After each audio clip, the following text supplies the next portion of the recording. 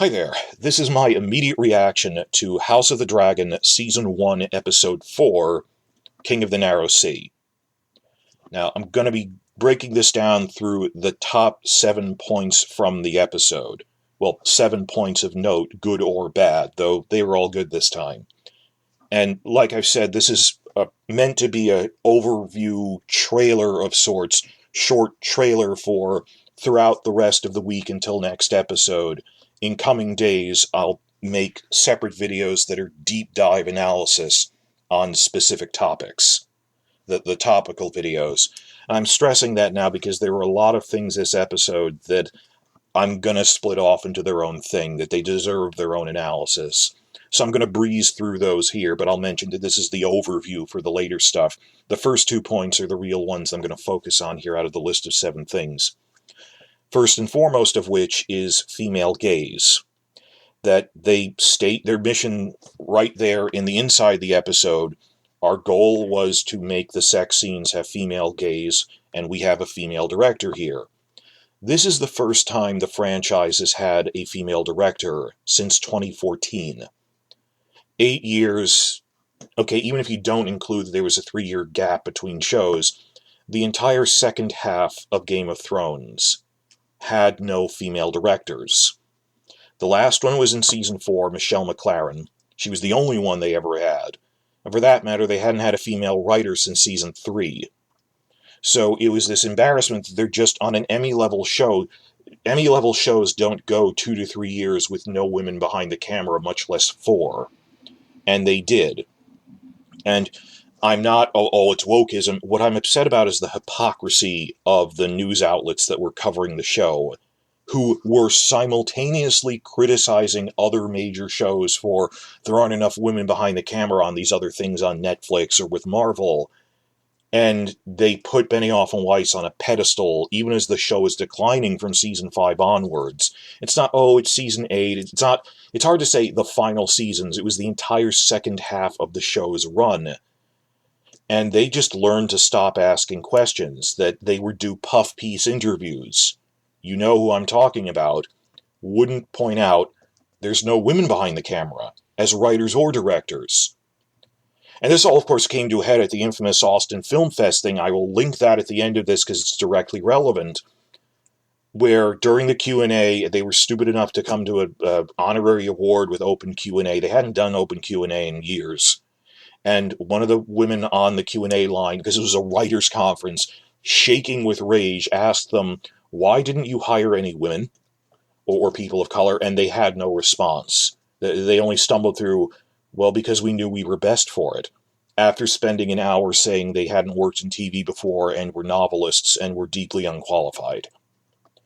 So that was just the exclamation point at the end of it, the poetic justice that someone managed to call them out on that finally.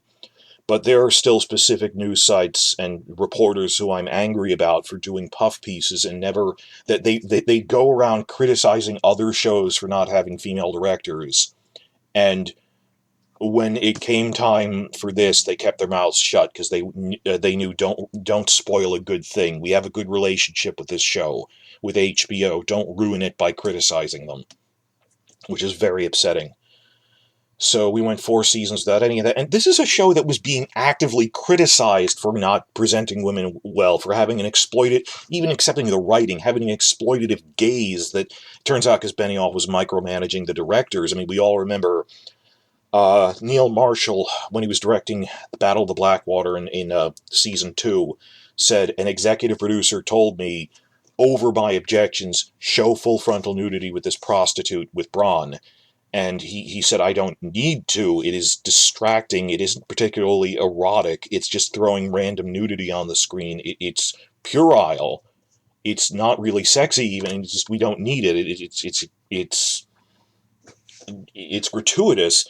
And the executive producer responded, hey, I represent the perv side of the audience, and I'm telling you, put in full frontal nudity. And he said this is just so surreal that, yes, there are real conversations like that. And they were randomly throwing things in over the objections of the directors, saying, this isn't even artistic. What are you doing? That relative to other HBO shows, they had a problem with the nudity imbalance, which people were going, I guess a 13-year-old writes it on like SNL by season 2. By season 4, it stopped being funny, and people just learned to stop asking questions. That people would pester them at Comic-Con, or, hey, have you heard of the nudity imbalance things? And like turns out Emilia Clarke felt very pressured to do nude scenes she didn't want to do because she was an unknown actress at the time. I don't want to get into this too much for time reasons, but you know all of this. And then it never got better. They just shrugged it off as, we don't need to, they don't need to fight us, they just need to ignore us. And the news will not hammer them about it, and they failed all of us. The people who were random fans, the people who should have kept on pressuring them with, there's no women behind the camera. Some shows are great, like I've said, Downton Abbey only had one male writer, but it is noticeably a problem, and that people are actively complaining about, and you never took steps to address it. Instead, you gave Benioff and Weiss no supervision whatsoever, and that was just the mentality of the old HBO, that the auteur creator can do whatever they want, only to find out, and I've talked about this, they said, oh yeah, screw HBO, we want to rush the ending to make movies, in that Tinderbox interview, that the guys who said, I don't care that they don't have women behind the camera, ultimately got betrayed too, because, it comes around eventually. At any rate, Claire Kilner is the first female director we've had in 8 years, though just chronologically, they actually have 2 female directors this year. Geeta Patel is doing episode 8, but Claire Kilner is doing 3 episodes this season. She did 4 and 5 back-to-back. And it's just, wow, there's a female director, and they needed to show her in the inside the episode prominently, because, I follow behind-the-scenes news, but the casual audience who they're watching it streaming right after the credits, we do an inside the episode, we needed to have them show there's a female director and her saying, I was trying really hard to do female gaze. And the issue with that, which Claire herself said, was, I've grown up with all of TV was male gaze. I can't just switch to female gaze. I have to invent female gaze. Mentally, I'm so used to, like sex scene shots being, well, that's what sex scenes are, but when my only frame of reference is to male-oriented ones, you have to develop your own visual language. I am not a cinematographer person. I can't, so much as this visual information that I can't just verbalize of, how do you show something from the female perspective, which is a question Kilner brought up. Tell me in the comments, because as a man, I can only say so much on an intellectual level that I think they managed to show this from female gaze, but the camera is from Rhaenyra's perspective. It's what she's looking at. Kilner said we made it a point to show that she is experiencing pleasure, that it's not just acrobatics or in the brothel, guys pumping away at women who are basically props and sex dolls, but they're active participants and enjoying it too. She listed this off. I think they managed to achieve that. I'm not really, again, I need to know what you guys think. I'm fascinated by this. What matters to me that I can say is that they were trying. That we knew this sex stuff, that this happens in the books. He takes her to a brothel and everything, and then she has sex with someone. That they were smart enough to give this to a female director and make an active attempt to female gaze. In conclusion, to point 1 here, this episode felt like a direct response to the criticisms of the gratuitous nudity and sex under the Benioff and Weiss regime on Game of Thrones. Whether it succeeded or not, that's a question, but it wasn't even, it felt like they all but tacitly said, without naming names, we're trying to make up for it now. And in general, her direction, before the brothel stuff, when they're just going to the street carnival and stuff, it was interesting having new blood on the franchise in terms of directors. And we had Sapochnik, and it was interesting seeing how different even Sapochnik's camera work was when he was unfettered from Benioff and Weiss, like at the tournament, that the camera's actually moving. And Yaitanis was doing, action stuff. It wasn't that different, but they were like different, the wide shots of the Kingswood. I was going, this isn't what we'd see in Game of Thrones. The camera is actually wide shots like a movie and camera movement. I shouldn't blame Yaitanis too much. He hasn't had a chance to flex his muscles yet. He's doing other episodes this season. But it was just so different watching Rhaenyra on like the camera work, tight close-ups, it's a little disorienting, showing that it's from her perspective that it's not an objective presentation of it, but that the noises and flashes are loud, that she's bumping into things, her vision is obscured at times.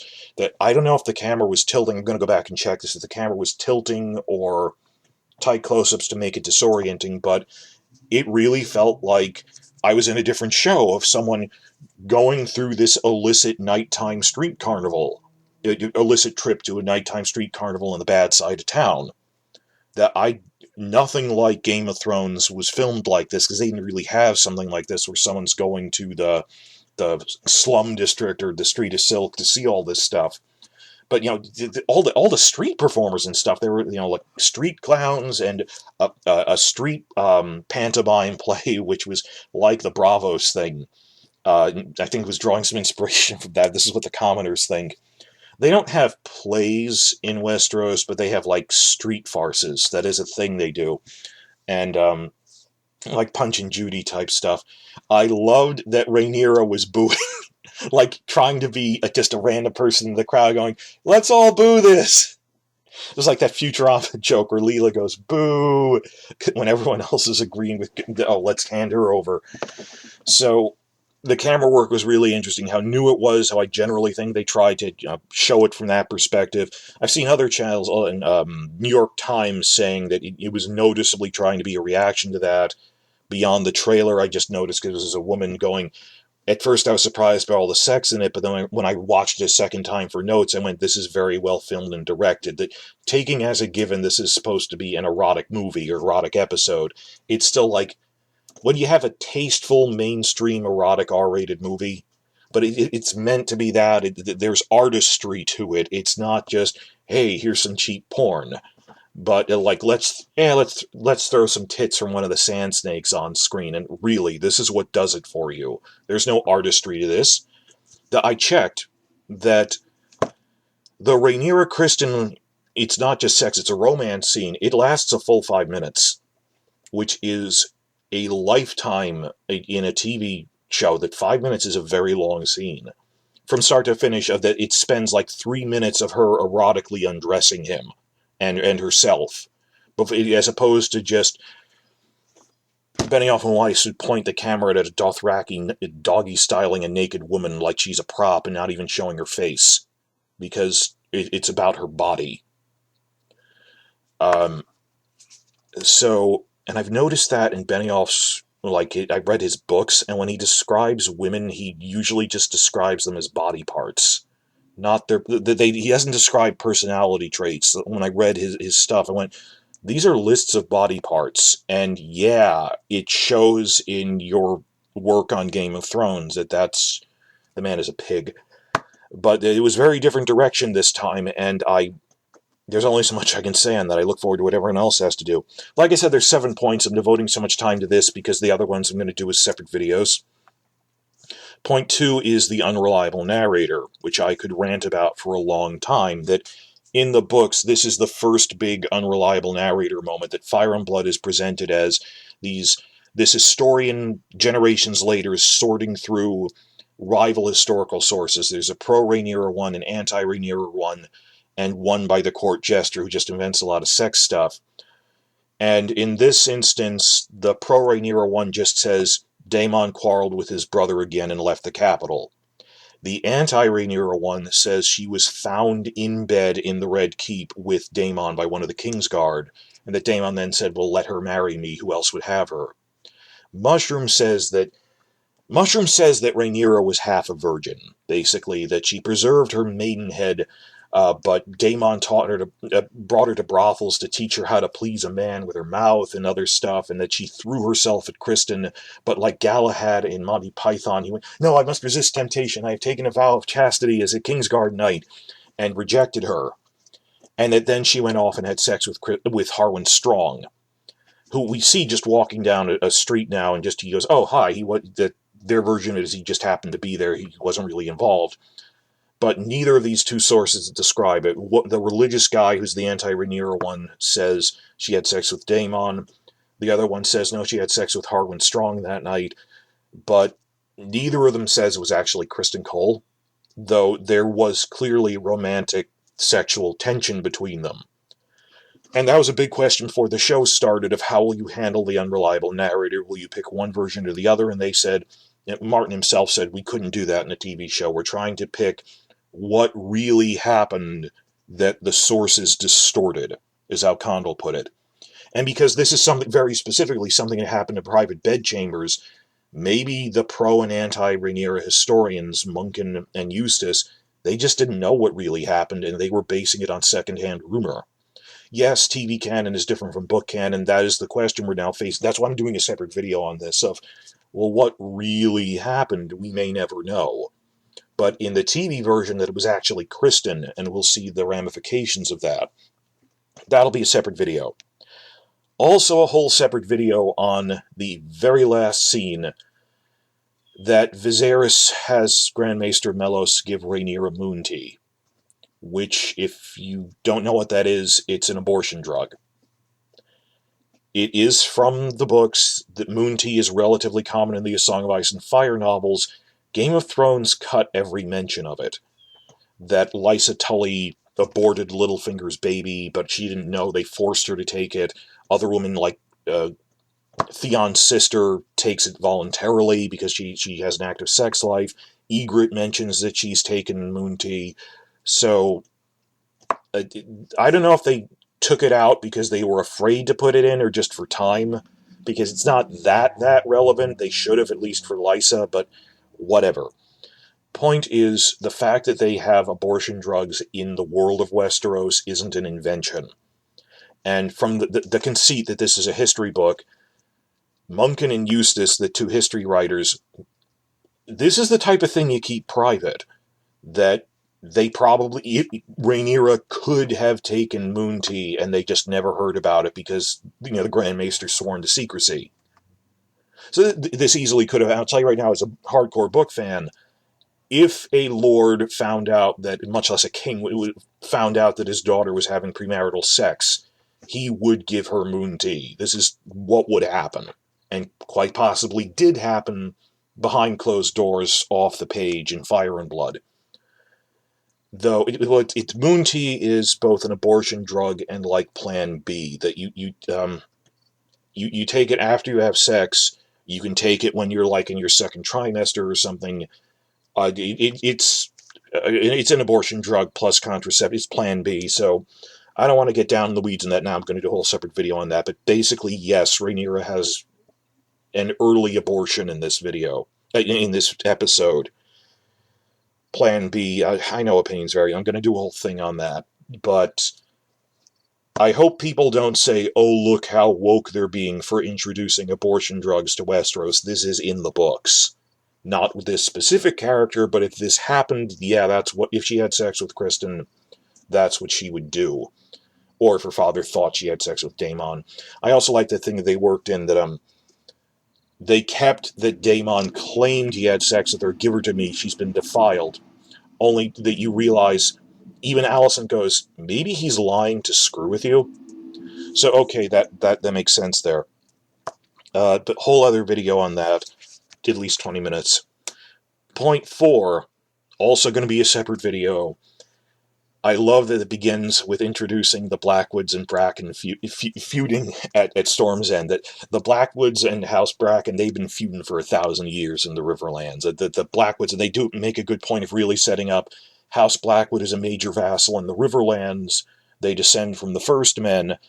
They didn't explicitly say this, but they're setting up, they're one of the few southern houses that still follows the old gods. That you think it's just the North. Not exactly. Say there's a few pockets of worship of the old gods even south of the Neck, south of the North, and in the Riverlands, the only big vassal scale, major lord, maybe some more minor lords follow them, but on the level of major vassals, the guys below the Tullys, the only major vassals we hear about who follow the old gods are the Blackwoods. And they're saying that they're strong with the First Men. This duel went differently in the books. That they mentioned that Blackwood and Bracken fought a duel over Rhaenyra, but that Bracken won. And in the book version, no one died. In this version, Blackwood kills Bracken. I saw an upsetting speculation by Westeros.org that maybe they're not going to do the Blackwoods in Season 2, and this is their attempt at presenting some version of that they fight each other in the upcoming Civil War. I don't think so, and if it is, maybe they're hedging their bets. You know, like with Shireen, or in Season 2 they said Stannis has no sons, in the hope that they get an extended season order and have time to put Shireen in. Just short version is they might. Yeah, I'm worried if they're even going to put the Blackwoods in next season, but we know they're setting up Daeron the Daring. They want to do more. So I think they said 3 to 4 seasons. We'll see what happens. I think they need 5. But this is Season 1, and they didn't know if it would be well received. So it's possible this was intended to be the only point we see the Blackwoods. But with an eye towards, we're setting them up to introduce them in Season 2. This kid's children are all major characters. Well, his sister, his son, and his bastard son, they're all major characters, the Blackwoods. They're, I wouldn't say the scale of the Starks of the Dance of the Dragons, but there's parallels that they follow the old gods, but they're from the Riverlands. So many other, they would be viewpoint characters if this was a book. Not this guy, his son would be one of the main POVs if the Dance of the Dragons was turned into a book. I'll talk about that more in a separate video, but I think this was them setting up and laying groundwork for introducing the Blackwoods in Season 2. And there's possible that maybe this is all we'll ever see, and that's because they're worried about getting another season order. This season is already a ratings hit, guys. Plans change. I think they're going to expand the season order. So that'll be fine. It was nice seeing it. It was well filmed. I liked it, the pacing of it, that it turns into Coward and whipping out there. And that you don't even see them doing it, that she just walks away and just out of focus in the background, you can see and hear that they're still fighting, and Baratheon is yelling at them, "You twats! Put away that seal! Stop fighting!" And then they don't even, that it's not this giant, let's focus on as an action thing, but it's just in the background. But you see it out of focus and only cut back for the kill shot. That was pretty fun. Just this is going on in the background, and she's above this. This is so boring. Let's get out of here. That was great. So, 3 things I'm going to make other videos about are unreliable narrator, abortion in Westeros, and the Blackwoods. 3 things I don't want this to run full hour or anything, which I liked, which are short, because there's 7 points. Point 5. I like that they actually mentioned a lot of the free cities in this episode. That House of the Dragon probably won't see the Wall and the lands beyond the Wall again, and it won't see Daenerys in the Eastern Continent with the Dothraki. That Game of Thrones is like 3 big narratives in one show. This is mostly focused on the core of the 7 kingdoms in a civil war. There's bits in the Stepstones and stuff, but we don't have the Wall. We don't have the Dothraki, Karth, and Slaver's Bay. And I said this before the season, the one other region thing that we kind of get is the free cities get dragged into the political stuff in the Dance of the Dragons a little more. So there's less Essos, Slaver's Bay stuff, or the Wildlings, but we get a little more focus to the free cities, like with the Triarchy storyline. And not just them, there's 9 free cities. The other free cities don't like the Triarchy. We only really saw 3 free cities on screen in Game of Thrones. We saw Pentos, Braavos, bits of Volantis. And they've mentioned 8 out of 9 of them by this point, that they set up the Triarchy. They mention in prior episodes, the Triarchy is, it's a triple alliance between Myr, Tyrosh, and Lys. I don't know if they said that word for word, but they mentioned crab feeders from Myr, and they're selling Joanna Swan to a brothel in Lys. But the Triarchy, which they mention in this episode, covers 3 free cities. Last episode, they mentioned that, episode 2, he said, I've been sending political envoys to Pentos and Volantis to see if they'll ally with us against the Triarchy. That's in the books, that Pentos is north of them and Volantis is east of them. They're the enemy, they are enemy of my friend thing that let's ally against the Triarchy. They were mentioned before. But this episode, just name-dropping lore is nice. That, we got some nice new tapestries from Norvos and Quohor. which is probably the last we're going to hear about Norvos and Quohor in this TV show, but that you get stuff from them, that Norvos is famous for its tapestries. So, nice to have the name dropping them here. And the big one, which I guess a TV-only audience probably would pick up on as a familiar name, is, oh, Braavos. More than mentioning, Pentos and Volantis 2 episodes ago, that Braavos, and it feels politically relevant to the storyline. And this happens in the books, actually, that Corlys starts entertaining the idea of a marriage alliance with the Sea Lord of Braavos by considering marrying Laena to his son. So they play that up a bit of, if that goes through, this could be a problem. We really need to marry Rhaenyra to Laenor now to win them back into our allegiance. And we'll see what happens with Laena with all that. But so he was, Pentos was name dropped last episode, even though it was relevant. This was a very prominent mention of Braavos. I think we'll see that Son of the Sea Lord next episode, probably, is when we'd see that. I don't know if we'd see Braavos again itself, but yeah, they mention by name, Braavos, Norvos, Quohor, and the Triarchy counts as 3, so that's 6, plus the 2 from episode 2. This series has mentioned 8 out of 9 free cities. Didn't give love to Lorath yet, but, Lorath is like Hamburg. There's fish, it's really cold, and they have a lot of fish. There's not a lot going on in Lorath. So, fine, it was nice that they worked in mention of the other free cities like that. Just do world building, that they remember they exist. Point 6, I liked that they actually gave a little more detail about Viserys and Daemon's parents.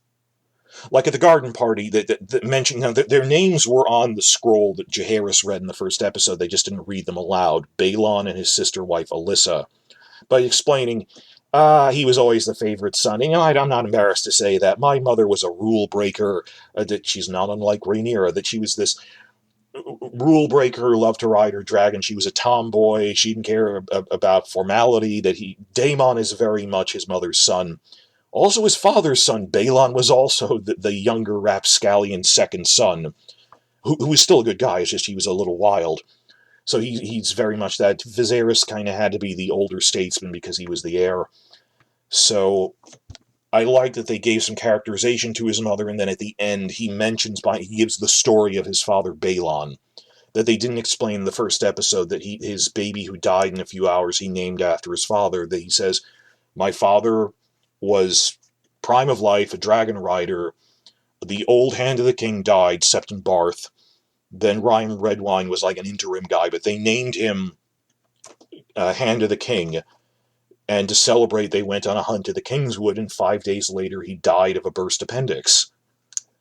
And that's what sparked the Great Council that you see in the first episode, that Balon died, then they had to have a Great Council because he was considered the heir to the throne. And I think, are they implying that Viserys wonders if Otto poisoned Balon? Because there's people from the books wonder if did the Valyrians poison Balon to spur the Great Council. There's theories about it. It's theorization of did someone kill him, and I don't think so, because there would have been better opportunities to do that. And why would Otto poison a man who is the heir to an elderly king, when he could have simply waited for Jaehaerys to die? Balon would become king, and the office of Hand of the King would open up again. That doesn't make sense to me. So I think it's just, sometimes people randomly die. Our bodies are frail, of like a heart condition, or I had a burst appendix. It just happens. And some people, like the older brother, Rhaenys' father, Aemon, died in a random skirmish against pirates, a minor skirmish with pirates. Just randomly, a lucky shot from a crossbow bolt took him in the throat. And there's people who go, this must have clearly been a conspiracy by the Maesters. The Maesters must be conspiring with Otto to poison Balon. The Maesters are conspiring to poison the dragons. There is no Maester conspiracy. The Maesters aren't that organized or cunning. They're not that intelligent. There's people going like, in the Middle Ages, the popes were controlling politics. They wanted to. They were never that powerful. This is grasping at straw, that the Maester conspiracy, the Maesters killed Aemon, the Maesters helped Balon. No. No, there were ample opportunity that, oh, Melos must have killed Emma as part of the Maester conspiracy. Really, a woman who had a history of miscarriages and stillbirths has a difficult childbirth, and you point to, it must be the Maesters, that she died on the last one. They knew it was risky. So I don't go for that. So they gave background for what Viserys and Daemon's parents were like to link them to Jaehaerys. Okay, this is that intervening lost generation I already made a video on of what were Balon and his wife Alyssa like, his parents. I also like that in the first scene they mentioned Queen Alysanne by name, Jaehaerys' sister wife. That Rhaenyra the guy name drops, oh, Alysanne visited once, and Rhaenyra goes, oh, my great-grandmother, who is grandmother to her father. So nice that they're filling out the family tree like that with little mentions. Seventh and last point, which again could be a video unto itself, eventually, we actually see Valyrian glyphs for the first time. Now, we knew of this beforehand because they had displays about this at David J. Peterson, the linguist. He sat down and invented an entire writing system for Valyrian, which is intentionally, needlessly complicated. Like, the direct comparison is it's complicated like Egyptian hieroglyphs, where it's a mix of symbols for sounds and symbols for ideas. There's more than one way to say things. You see it twice, actually. You see it on the dagger of Aegon the Conqueror, and he says, well, it's actually a dagger from Aenar, who is the father of Daenys the Dreamer, but it was a blade they had, and he had someone, he said it's not Aenar's blade, it was Aenar's dagger, but Aegon the Conqueror had someone etch the message onto it. So I don't know if we should call it Aenar's dagger. We'll call it Aegon the Conqueror's dagger, I guess. Though he had a pyromancer etch the blade with a message. So, and just name dropping, and his will be the Song of Ice and Fire. That's directly what Rhaegar says. I was disappointed. I saw that in the season trailer, and I thought that would happen in episode 2. Then when it didn't happen, I thought, oh, they must have cut it for time. Then it turns out it did happen just in episode 4. Also good. I like that they're presenting that Viserys is not an idiot. It's that he doesn't want to intervene, but he's not blind to the forces around him, that what Daemon does, what Otto's doing, he knows he's in a precarious position, that he doesn't want to face these things. Or the problems with Rhaenyra, and just pointing out, I'm not in a position to disinherit you. You did something really stupid. Now you marry Laenor. In the book, that's another unreliable narrator moment, that one guy says that she got on her knees and begged him not to. Another one says she spat in his face. Here she's just kind of angry, but okay. And then dismiss Otto. Otto actually got dismissed earlier than this, basically for the same reason that he kept, last episode where he kept going, hey, maybe Rhaenyra should marry Aegon, or maybe you should name Aegon the heir. He eventually just did that so many times. Viserys said, look, I can tell you're trying to advance your own position at court. You push too far, you're out. So this isn't really an invention, just they're moving things around a little, that's fine, but getting off track here, the Valyrian glyphs, you see that twice. You see that when Viserys has the blade, and also, you have to freeze frame this, I don't have a screenshot yet.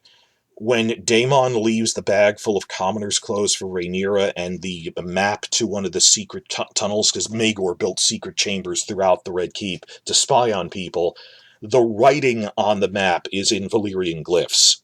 I'm going to have to check that out.